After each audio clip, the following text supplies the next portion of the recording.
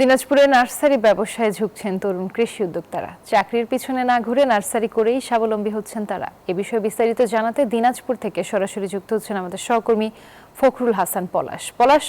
এই নার্সারি ব্যবসায় কি ধরনের লাভ হচ্ছে, উদ্যোক্তারা কি বলছেন জানাবেন। ধন্যবাদ রুবা। আপনাকে একটু জানিয়ে রাখি যে আসলে দিনাজপুরে কিন্তু দিন দিন বাড়ছে এই নার্সারির সংখ্যা। বিশেষ করে আমরা দেখেছি যে তরুণ যে কৃষি উদ্যোক্তারা রয়েছেন তারা কিন্তু আসলে এই নার্সারি ব্যবসায় ঝুঁকছেন এবং আপনি জানেন যে একেবারেই সরকারি যেসব নার্সারি রয়েছে সেটি একেবারেই অপ্রতুল, যার কারণে কিন্তু আসলে এইসব নার্সারি পেশায় কিন্তু গিয়ে কিন্তু আসলে উদ্যোক্তারা বেশ লাভবান হচ্ছেন। আমি একজন উদ্যোক্তার সাথেই কথা বলবো যে আসলে কেন এই পেশায় আসা এবং আপনারা কিরকম সাড়া পাচ্ছেন। আলহামদুলিল্লাহ, আমরা খুব ভালো সাড়া পাচ্ছি আর এই ব্যবসায় আমরা অনেক ভালো করতে পারতেছি।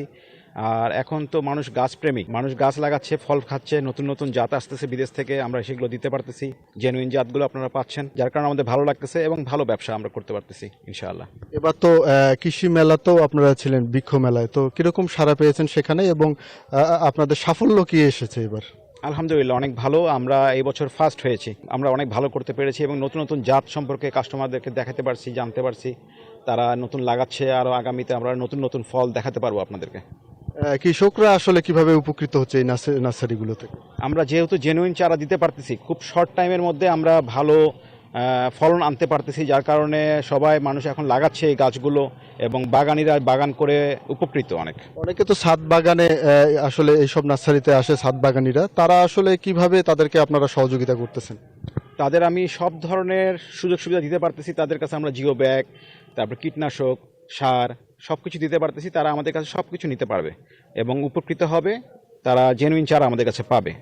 নার্সারিতে আসলে কোন জাতের গাছ সবচেয়ে বেশি আপনাদের আসলে সেল হয়? এখন সব থেকে বেশি ফল সেল হচ্ছে আমাদের বেশি।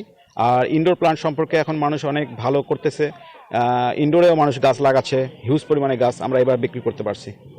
ধন্যবাদ আপনাকে। আসলে আপনি শুনছিলেন যে দিনাজপুরে কিন্তু, আমি যদি একটি পরিসংখ্যান দিই, যে দিনাজপুরে কিন্তু 2 শতাধিকের উপরে কিন্তু এইসব নার্সারি রয়েছে এবং এই নার্সারি থেকে কিন্তু মানুষ আসলে বিশেষ করে ফলস এবং বনস সহ বিভিন্ন ফুলের গাছ কিন্তু নিয়ে যাচ্ছেন। বিশেষ করে এবার কিন্তু আমরা দেখেছি যে বৃক্ষ মেলায় কিন্তু যথেষ্ট পরিমাণে কিন্তু সাড়া পেয়েছে এবং বিশেষ করে আমরা বলতে পারি যে আসলে এখানে দিনাজপুরের যে আবহাওয়া সেটিতে কিন্তু আসলে সব রকমেরই গাছ কিন্তু এখানে হয়, যার কারণে আসলে বৃক্ষপ্রেমীরাও কিন্তু আস্তে আস্তে ঝুঁকছেন, এসব বিভিন্ন জাতের কিন্তু তারা গাছ লাগাচ্ছেন। তো দিনাজপুর থেকে এই ছিল আমার কাছে বৃক্ষ যে নার্সারি রয়েছে সেখান থেকে সর্বশেষ। ফিরে যাচ্ছি স্টুডিওতে। পলাশ, আপনাকে ধন্যবাদ।